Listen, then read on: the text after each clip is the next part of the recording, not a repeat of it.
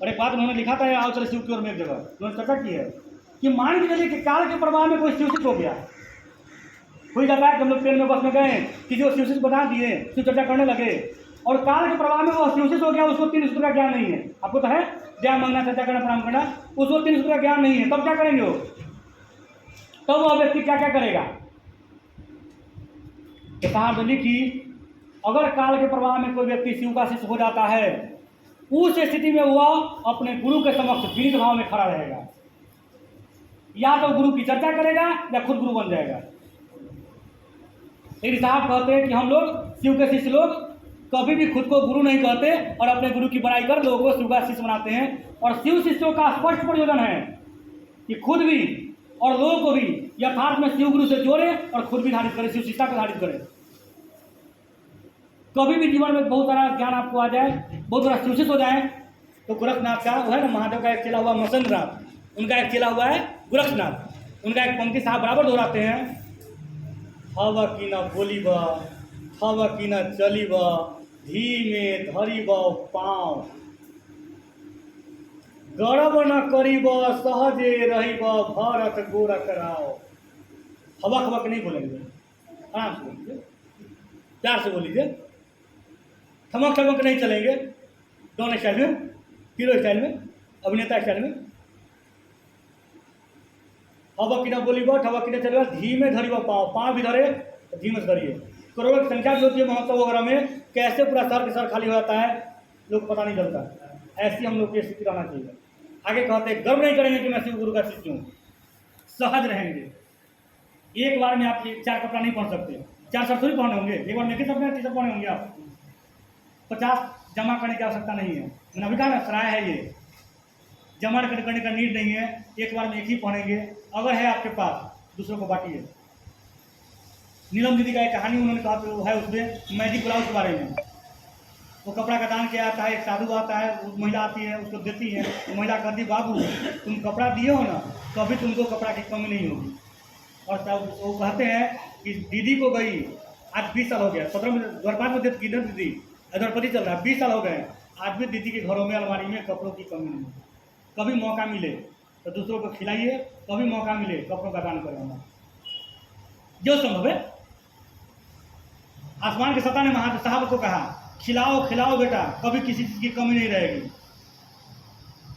एक साधु आया, कुछ लोग बैठे थे, साधु आया, बोला कोई है, दरवाजा खड़क रहा है, कोई है, कोई खिलाएगा कुछ? दाने दाने पे लिखा है खाने वाला का नाम। देखने जाते थे, कोई नहीं आता, 2 बार 4 बार यही प्रक्रिया होती। आसमान साधु ने साहब को भी बोला, खिलाओ खिलाओ बेटा, किसी चीज की कमी नहीं रहेगी। कि जवाब करते महादेव से या सामान से, पैसे नहीं होगी, मसाला का पैसा लगता है, सब्जी का पैसा लगता है, तो भी आसमान के सत्ता ने इनको कहा, खिलाओ खिलाओ बेटा, कभी कमी नहीं रहती। और उस दिन के बाद से साहब लिखते भी है अनविलाकर में कि मेरे यहाँ डेली 20-25 आदमी का खाना बनता है, और अन्न परमात्मा उस शिव का अधिकार है, कोई कहीं भी खाता है, अपने हिस्से का खाता है। समय मिले तो खाना का दान, समय मिले कपड़ा का दान करिए, कभी कम नहीं रहे। क्योंकि यह कहानी भी सुनाई थी वो भगवती ने इनको, नीलम जी को, कि द्रौपदी साधु एक नदी में जब वो नहा रहा था, साधु द्रौपदी गई हुई थी, तो साधु हुआ क्या कि नदी में इतना पानी आ गया ना, तो उसका लंगोटी खुल के बह गया। और ऐसा स्थिति में वो महिला अगर बाहर है, नदी के तट पे है, तो साधु निकल नहीं सकता। मर्यादा है अपने, है ना, लाज है अपने इंडिया में, बहुत संस्कृति है, निकल नहीं सकता। तो वो स्थिति देख के द्रौपदी ने क्या करी कि अपना आंचल फाड़ के उस शादी को दे दिया। तब साधु ने उसको आशीर्वाद देगा, बेटी तुम्हें कभी कपड़ों की कमी नहीं होगी। और आप लोगों ने कहानी जाना है महाभारत में, जब द्रौपदी का चीरहरण हुआ, दुशासन ने उसका चीरहरण किया, साड़ी खींचा, तो वह साड़ी उस वक्त में, उस बुरे वक्त में अनंत हो गई थी। साड़ी में नारी है कि नारी में साड़ी है, कहानी हम लोग सब देखें या सुने, तो बुरे वक्तों में बड़ा काम आता है। ये हम आप करें तो हम लोग फायदे पर चल रहे थे शिव चर्चा की नहीं। तो शिव चर्चा का पहला फलाफल यही था कि जब आपको कष्ट हुआ तो हो सकता है आप कंगन खोल कर फेंक दे, महादेव को गुरु माना छोड़ दे। वही दूसरे को कष्ट होगा तो आप समझा लेते हैं कि महादेव परम पिता है, तो दुख थोड़ी देगा, ये सब दुख तो कर्म का, हम लोग का कर्म फल का दिन है। अगली बार से आपको कोई दुख होगा तो आप महादेव को नहीं छोड़ेंगे। कैसे? बिल्कुल आम की तरह। और दुख सुख में महादेव को पकड़े रहेंगे, जड़ को पकड़े रहेंगे। एक फलाफल वहां मिल गया। दूसरा, आप ये गाना है फिल्म का, आप यूं ही मुझसे मिलते रहिए, देखिए एक दिन प्यार हो जाएगा। अब बार बार मिलन करिए, बार बार शिव चर्चा करिए, बार बार महादेव का चेला बनाइए, एक दिन महादेव आपके अपने हो जाएंगे। जैसे दूसरों को स्टेशन जाते समय आप भी पहुंचते हैं, दूसरों को चेला बनाने के क्रम में आप भी हो जाएंगे। तीसरा, आप कंसंट्रेशन करते हैं, सुबह शाम मॉर्निंग में मेडिटेशन करते हैं, आप योगासन करते हैं, आप योग करते हैं, शिव चर्चा खाली करिए, आपका मेडिटेशन हो गया। आपका मन भटक नहीं सकता, जो इस पर चर्चा हो चुकी। तीसरा फलाफल वहां हो गया आपको। चौथा फलाफल, जब शिव को आप गुरु मानेंगे, बहुत सारी ऐसी घटना उन्होंने कहा भी, पूरी घटना उन्होंने चर्चा की इस बुक में, कि इस तीनों सूत्र में या अन्य चीजों में गृह जगत का हाथ बड़ा कम है। जो भी घटनाएं मुझको दिन, चाहे नमस्कार दिया, चाहे दया मांगना दिया, या प्रणाम करना, शिव चर्चा करना बताया मुझको, सब अदरी जगत का हाथ है। और हमारे यहाँ गिनती की संख्या में महासंघ की अलंग है। यूनिट 10,000 करके रहते निकाय, 2,500 से 1,000 पदम संघ महासंघ तक। अदरी जगत में इससे भी संख्या आगे है। उस जगत की सत्ताएं आपको मदद करती है। और डॉक्टर सुंदर भाई साहब ने कहा था शुरू में कि आप खाली फोर्स करिए, जब भी महादेव का काम करने जाए, आप शिव से बनाने जाए, आप तो महादेव को कह के जाइए, सोच के जाइए, हे सरकार आप ही का ना आदेश है, हे महादेव आपका मैं चेला हूँ, घर का लोग मुझसे बात नहीं मानता, मेरे बच्चे मुझे बात नहीं मानते, अब मैं पब्लिक को जाने से जा रहा हूँ समझाने कि शिव मेरे गुरु है, आप मान लीजिए। क्या होगा? थोड़ी सी दया। और महादेव के दया और प्रणाम तीसरा, पहला तीसरा महादेव के काम के लिए इस्तेमाल करिए। देखेंगे आपका लौकिक और पारलौकिक दोनों उन्नयन होने लगा, दोनों आपका बेहतर होने लगा। ये अनुभव है। फिर से मैं वही कहूँगा, प्रूफ टू टेस्ट जज बाय रिजल्ट। जा के देख लीजिए, ट्राई करके देख लीजिए।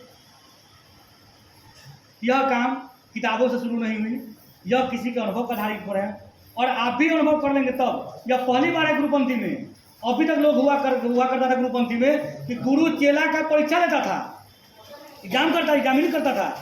अब यहाँ क्या हुआ कि चेला लोग अपने गुरु का परीक्षा पहले ले लेता है। ये ठीक हो जाएगा तब आपको गुरु मानेंगे, ऐसी दया हो जाएगी तब आपको ये चर्चा करेंगे, ऐसा हो जाएगा तो ये करेंगे। पहली बार ऐसा चला शिव के सीता में। जबकि और कहानी है दया मांगना और प्रणाम करना। साहब चंद्रानंद ने कहा कि मुझको मिला था मैंने डाल दिया। दूसरा तो जो है वह है गुरु आदेशित कर्म। उसको बोला गया गुरु आदेशित कर्म। गुरु आदेशित कर्म, आदेशित का मतलब होता है जो आदेश दे दिया गया, अब आदेश नहीं मिलेगा आपको हमको। और यह डायरेक्ट महादेव ने उनको आकाशवाणी हुई, तुम जो करते हो दूसरे को करने को कहो, और उसके तहत ये काम चल रहा है।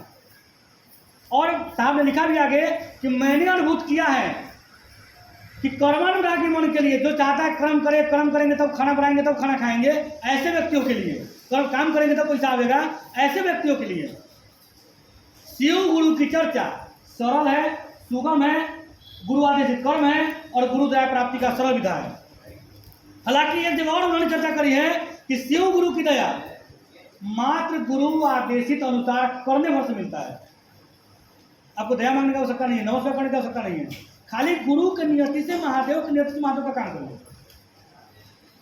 गुरु आदेशित अनुसार, अभी हमने थोड़ा देर पहले कहा यह गुरु का आदेश है शिव गुरु चर्चा कर दूसरे को शिष्य बनाना। अभी कह रहा हूं गुरु आदेशित अनुसार, इस बिंदु को था समझ लीजिए। गुरु का आदेश क्या है, गुरु का आदेशित अनुसार क्या है। किसी को इस पर अनुभव है तो गप करिए, क्यों करिए। द ऑर्डर ऑफ गुरु, उनके अनुसार सोचिए थोड़ा, कोई भी कहिए है, फर्क किया एक ही है। गुरु आदेशित अनुसार और गुरु का आदेश ये कहीं है कि अलग अलग है? और लोग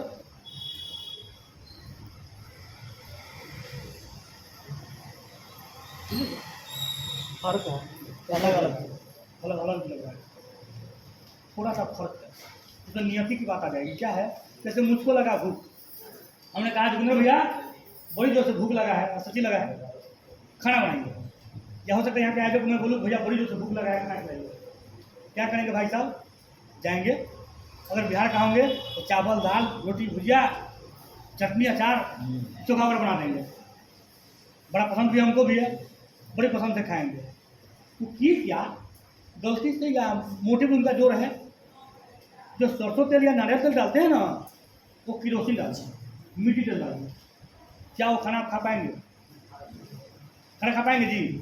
कोई आपके भोजन में, आपके फूड्स में, लंच में किरोसिन तेल डाल दे, खाना खाएंगे आप? इन क्या वो आदेश का पालन किया कि नहीं किया? हमने कहा भोजन खिलाइए, आदेश मान लिया, भोजन कराया, लेकिन वह भोजन का आदेश का पालन तो किया, लेकिन आदेशित अनुसार नहीं किया। अगर अनुसार मेरा समझता तो समझता कि ऐसा खाना बनाऊंगा कि गुरु भाई भी खाएंगे, गुरु बहन भी खाएगा, मेरे बच्चे भी खाएंगे, सब लोग खाएंगे। जब अनुसार जाएंगे तो आपको सोचना पड़ेगा कि मेरे गुरु ने क्यों कहा दूसरे को शिव का शिष्य बनाइए। क्या हंगामा खड़ा करने के लिए, मधमा लगाने के लिए, भीड़ इकट्ठा करने के लिए, कि उनके दिलों में शिव गुरु प्रतिस्थापित हो जाए? तो आप विचार करेंगे, कोई भी ऐसा कृत्य पहले नहीं करेंगे, कोई भी ऐसा कर्म ऐसा नहीं करेंगे कि आपके स्वभाव से उसको बुरा लगे। पहले झूठ उनको नहीं बोल पाएंगे, उनको गाली नहीं दे पाएंगे, आप शराब ड्रिंक नहीं कर सकते। यहाँ शिव शिक्षा में कोई शर्त वजह नहीं है। जब शिव गुरु की चर्चा करने जाते हैं तो बड़े ध्यान समझ के जाना होता है, मर्यादित हो जाते हैं आप। वह है गुरु आदेशित अनुसार, वो जो चाहे उस अनुसार करूँगा, ताकि उनके जीवन में शिव गुरु हो जाए, वह भी तीन शुद्ध करके अपने जीवन को लाभान्वित करे और भी लोगों को करे। पहली बार यहाँ अगर आप काम करने आए होंगे तो किसी ने कोई ना कोई आपको लेके आया होगा, खुद से तो आप डायरेक्ट केरला तो नहीं आ गए, किसी के माध्यम से आया, किसी के माध्यम से आया। आपकी शादी हुई होगी तो कोई ना कोई शादी कराया होगा। आजकल भले चले खुद से भी लोग करता है, लेकिन कोई ना कोई माध्यम होता है जरूर। तो खुद से भी करता तो माध्यम को मोबाइल है ना जी बात करने का। तो जब कोई माध्यम से आप केरला आए, जब कोई माध्यम से कोई आपको शादी कराया, तो आप ही जब बड़े होते हैं गार्जियनशिप में आते हैं, क्या करते हैं, अपने बच्चों को शादी कराते हैं, जीवन में आगे काम कराते हैं, तो क्या आपको भी तो कोई शिव गुरु से जोड़ा, महादेव से जोड़ा? तो आपका भी खुली ड्यूटी है, खुली कर्तव्य है, गुरु का आदेश, गुरु का निर्देश, गुरु का अनुशासन, कि मुझको किसी ने शिव गुरु से जोड़ा तो मेरा भी पूरी आदेश, गुरु का आदेश है कि आप दूसरों को भी शिव गुरु से जोड़े। कम से कम जितना मन आपका समझता है उतना मन लोगों का भी महादेव को चले। इस मोटिव से हम चर्चा करेंगे, इस मोटिव से गुरु का आदेश करेंगे कि लोग मेरे महादेव को अपना महादेव समझे, मेरा महादेव लोगों का महादेव हो जाए, लोग सचमुच में चेला हो जाए महादेव का। ये मोटिव आपका होना चाहिए हमेशा। ये नहीं होता है तो महादेव से कहेंगे सरकार इतनी दया कर दी, इतनी मस्ती कर दी, वो शिवा इतनी मस्ती, कि लोग आपका चेला बने, आपका नाम से। और इस मनसा से की गई शिव गुरु की चर्चा, इस नियति से की गई शिव गुरु की बातें हमको आपको शिव गुरु की दया का अनुभूत कराता है। हमारा आपका मन शिवोन्मुख जाता है, उन्नयन होता है, आध्यात्मिक भी लौकिक भी। इस नियति से शिव गुरु की चर्चा करेंगे कि महादेव उसके जीवन में भी गुरु बने, उनके जीवन में है। आप नबी कहेंगे तो भी शिवरात्रि में भगवान की पूजा करेगा, उपासना करेगा, सावन का महीना में फूलबत्ती अगरबत्ती वगैरह दिखावेगा, लेकिन गुरु रूप में नहीं है तो उसको हम लोग बोलते हैं प्रतिस्थापित करिए। जो भगवान के रूप में दिलों में है तो उनको गुरु स्वरूप में प्रतिस्थापित करिए। उसको प्रतिस्थापित का मतलब हटाना नहीं, उसको नया जगह साथ देना। ये फोटो मुझको पसंद नहीं आई, इसके ऊपर नया फोटो चिपका दिया, इसको बोलते हैं प्रतिस्थापित करना। तो हम सभी मिलकर महादेव का काम करें। जो आपके पास साहित्य जो है उसके तहत अपने गुरु शिव से दया मांगे, क्योंकि इस सब चीज में अभी तक गुरु पंथी में एक और बात रही है कि गुरु का आदेश सर्वोपरि रहा है। हर जगह जाइए, जो गुरु ने कहा वही आदेश सबसे मान्य रहेगा, लेकिन शिव के शिक्षा में गुरु का आदेश सर्वोपरि नहीं है। अब क्या है 3 सूत्र, दया मांगना, चर्चा करना, प्रणाम करना। पहला सूत्र सर्वोपरि रखा गया, दया को सर्वोपरि रखा गया, जबकि गुरु का आदेश सर्वोपरि होना था।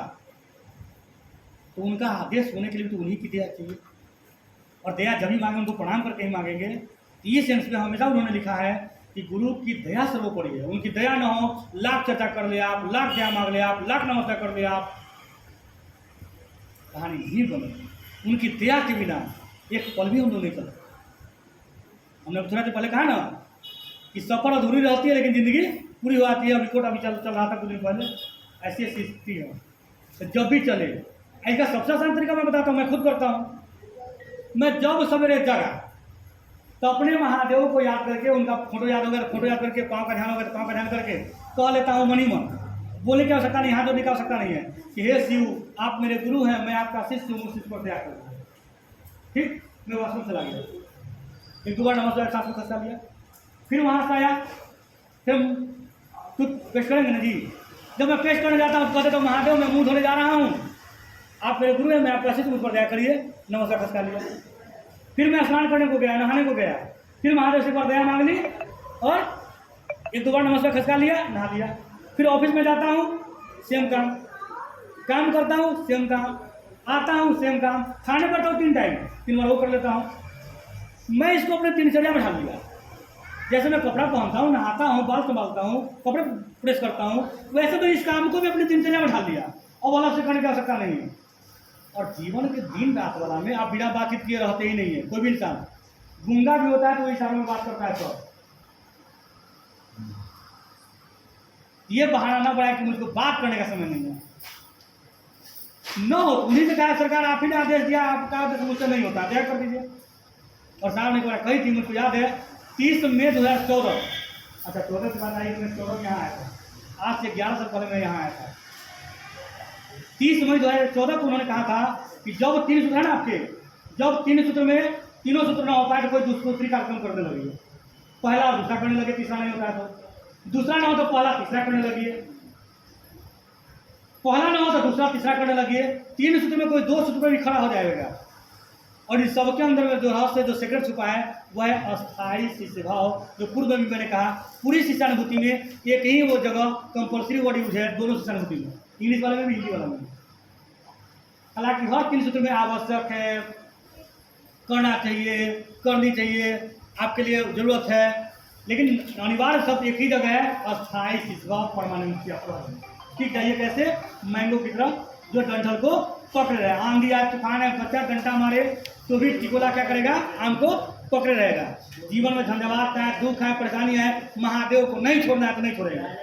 इस पर उन्होंने कहा ना, ये गाना, फिल्म का गाना, भूल गया सब कुछ, याद नहीं अब कुछ, बस एक बात न भूली, जूली आई लव यू।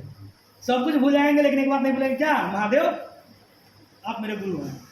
और एक और बात उन्होंने लास्ट में कही थी कि मैं और मेरा महादेव जिंदाबाद, नहीं, मैं और मेरा महादेव जिंदाबाद, फिक्र नॉट, मिजाज अप। ये सब चीज़ का ध्यान रखिएगा ना, तो हमेशा मस्त रहिएगा, तंदुरुस्त रहिएगा। महादेव के साथ हमारा आपका मन रहे, सब साथ चले, सब एक, हमारी आपकी विचार एक हो, हमारी आपकी रास्ता एक हो, महादेव एक है, तो हम लोग सब एक मिलजुल के काम करें महादेव का, जितना जिससे बन पाता है करें, न होए तो महादेव से दया की याचना की जाए। किसी को कोई बात कहनी है, कुछ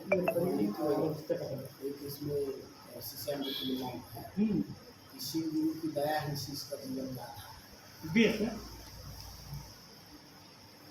जैसे हमारा आपका शरीर चलाने का बेस क्या है, भोजन,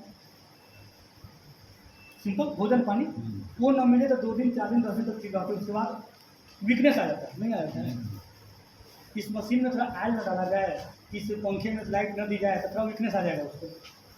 ऐसे ही एक चेला के जीवन में सब कुछ उसका कौन होता है, गुरु। एक बच्चे की, किसी बच्चा यहाँ पे हम लोग बीच में है, इसको कोई भी चीज़ का नीड होगा, किससे मांगेगा वो, अपने माँ से या बाबू से। एक चेला के जीवन में सब कुछ उसका गुरु होता है। और वो लाइनें हैं कि व्यक्ति का नींव, मकान का नींव जैसे होता है, वैसे एक शिष्य के जीवन का नींव ही है उनकी दया, वहीं से स्टार्ट है। उनकी दया ना हो, मैंने चर्चा भी की, उनकी दया ना हो, एक कदम क्या नहीं चल सकता। हाँ, चर्चैया हो सकते हैं, अच्छे ज्ञाता हो सकते हैं, विशेषज्ञ हो सकते हैं। सामने कहा ना कि साइंस जानने वाला वैज्ञानिक हो सकता है, और कैसे हो, विज्ञान जानने वाला वैज्ञानिक होता है, पढ़ाने वाला, हाँ, शिक्षक हो सकता है, वैज्ञानिक नहीं। चलता ना कुछ वर्ड, जैसे बहुतों को जानकारी है यहाँ पे, कखर सबको आता है, अपना नाम लिखने सबको आता है, फैमिली का नाम लिखने सबको आता है। क्या सब लोग पढ़ाने का काम तो नहीं करता है? कोई मैनेजर है, कोई सीए है, कोई अपना पोस्ट पे है, लेकिन सब जानता है पढ़ाने का स्टाइल कैसे पढ़ाई जाती है, क्योंकि पढ़ाने का काम नहीं। गुरु का काम है पढ़ाने का, उसकी दया है, उसका बेसिक है, उसका नींव है, क्या बोलते हैं उसको, नींव है, फुटलेस लिखा हुआ है इस बोर्ड में, बेस। कोई भी बड़ी इमारत बनाएंगे तो आप बेस मजबूत रखना होगा। और शिव शिष्टा का जो बेस है हम ही आप हैं। एक छोटे बच्चे को अपने जीवन में सफल होने के लिए आप 20 साल 25 साल देते हैं, नहीं देते हैं? 10 साल 15 साल 5 साल का बच्चा बचपन चल जाता है, 15 साल 20 साल उसको पढ़ाते हैं, तब तो अपने जीवन में कामयाब होता है जो लाइफ में। और गुरुपंथी में अब कितने साल हुए हमारा आपका, तो हम रिजल्ट ढूंढते हैं कि आइए चेला बने महादेव का, नहीं कोनो फायदा हुआ हो सर, क्या करें। आप अपने जीवन में 20 साल 25 साल गुजार दिए, तब जाके 15 या 20 साल कमा रहे हैं हम लोग, तो कितना सब कमाए अपने योग्यता के अनुसार। और शिवकृष्ण में 2-4 साल होता है, पता कि कुछ नहीं दिखाता है, सर क्या करें, समझ लीजिए। और नहीं है तो उसके लिए शाम यहाँ तक कहा कि पूरे 24 घंटा में 8 घंटा ड्यूटी करिए, 8 घंटा सोइए, और 8 घंटा में अपने गुरु शिव का बात 4 घंटा अपने मन को शिव के समझ पर रखिए। क्या वो दया मांगने के सेंस में हो, नमस्कार करने के सेंस में हो, या थॉट के सेंस में हो। और अध्यात्म जगत में काम करता है मन, शरीर और बोली कुछ देर तक। चलो यहाँ 50-100 आदमी तो मुंह से काम चल जाएगा, 1000 आदमी है तो मुंह नहीं चलेगा, नहीं करना। और यहाँ से तमिलनाडु तक जाना हो तो माइक्रो सामने चलो नहीं, वहाँ मन को भेजना होगा। शुरू बड़ा सुंदर भाई सबसे तकी हो कि सब खेला मन का है, खाली मन सा फट सकती है। मन तो जो फ्रिक्वेंसी है, और फ्रिक्वेंसी कैसे काम करती है, जैसे यहाँ पे फ्रिक्वेंसी है, आप एफएम चालू करिए, गाना बजने लगा, अच्छी वाली या बुरी वाली, क्या सॉन्ग हो या गुड सॉन्ग हो, आपको पसंद नहीं है तो फ्रिक्वेंसी आप क्या कर देते हैं, चेंज कर देते हैं। हालांकि वो फ्रिक्वेंसी अभी भी है, आप फ्रिक्वेंसी चेंज करते हैं, मेगाहर्ट्ज जिसको बोलते हैं, दूसरा एफएम लगाते हैं, फिर समाचार सुनते हैं, दूसरे गाना सुनते हैं, टीवी अदर सुनते हैं। वैसे ही यहाँ पे सारा फ्रिक्वेंसी है। शिव ने कहा जैसे आप पैदा हुए हम आप पैदा हुए, पहली लाइन में लिखा उन्होंने, तो पहली पंक्ति वो है,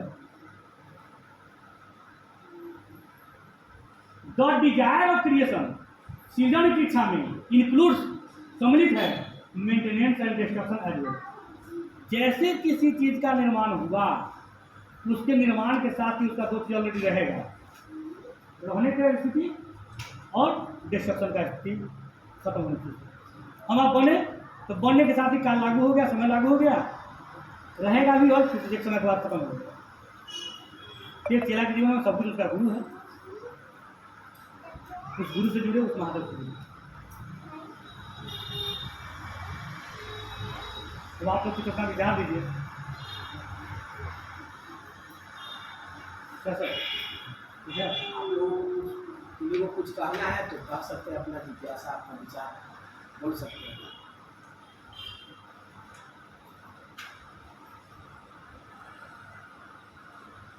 अंग्रेजी में कहावत भाई, more study more confusion, less study less confusion, और नो स्टडी नो कन्फ्यूजन।